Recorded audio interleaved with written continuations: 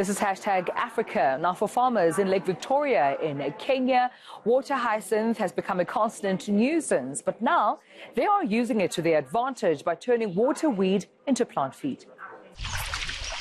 Water hyacinth has choked off large parts of Lake Victoria, the world's second largest freshwater lake that straddles Kenya, Uganda and Tanzania. Yeah! But farmers in the Kenyan town of Asembo have found a way to curb the intrusive weed's advance while also boosting their own crops.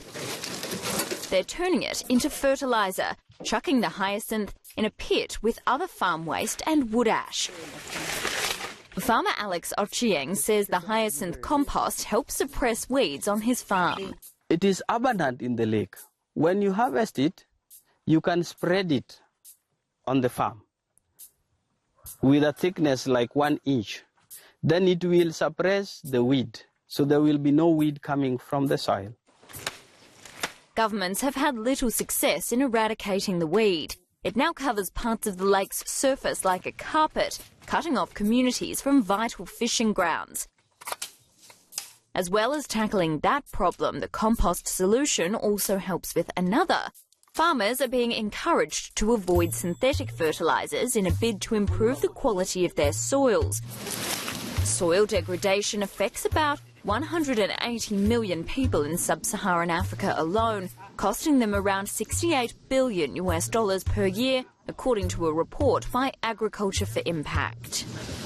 Well, let's find out more about apps that are innovative and are helping farmers to ensure they are part of this innovative ecosystem in agriculture. I'm now joined by the founder of Farmers Assistant, that's Lina Mapanga. Thank you for your time. Tell me more about your app. Okay, thank you for having me. I'm from Farmers Assistant. So what we do, we connect smallholder farmers or emerging farmers with financial institutions and financial products. So when they get onto our platform, what we do is that we give them a risk profile. So after inputting all their data there and their business plan and financial statements, then we can tell them in terms of which financial products they qualify for, whether it's insurance or loans or grants, and then we'll help them in terms of applying for that. If they don't have all the required documentation, then we help them in order to compile all those kind of things. Currently, we have 5,000 farmers on the platform across South Africa, and most of them are mostly women. Yeah, that's exciting. Yes, well, there you have it. That is Farmers Assistant. But you know what? While we're still on that, let's head over to Madagascar now, where specialist coffee is being harvested there with a very special ingredient.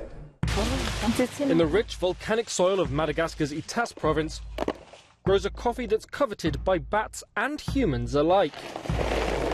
But for farmer Narina Malala Ravaona Sol, the fact that the winged mammals come to nibble on the beans is not a nuisance. Bat spit makes this already expensive coffee even more valuable. We can live off coffee today. Before, it was of no interest to the inhabitants of Itas, but now we can make a living. If production continues to grow, we can harvest more and more tons.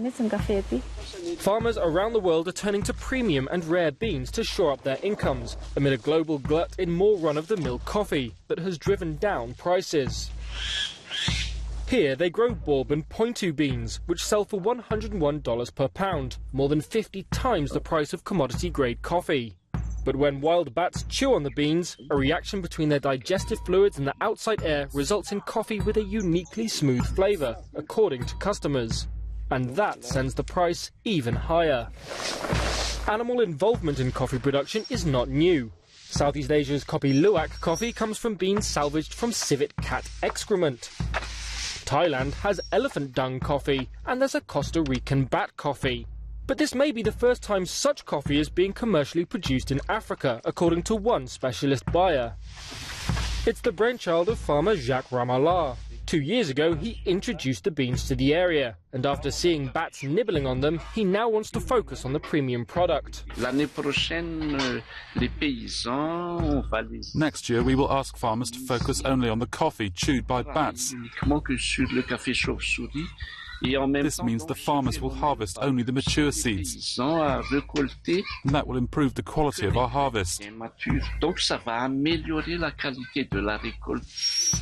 The global specialty coffee market is forecast to hit $83.6 billion in 2025, more than double its 2018 size, and Ramallah wants to meet that demand. His farmers produced 2 tons of coffee this year, but plan to reach 20 tons by 2021. And that's how we come to the end of this week's edition of #Africa. Remember that you can keep the conversation going online. We are at Africa_ENCA. But I leave you with these beautiful pictures coming from the beautiful continent of Africa. And until next time, I'm Tumelo Motutwani. Bye-bye.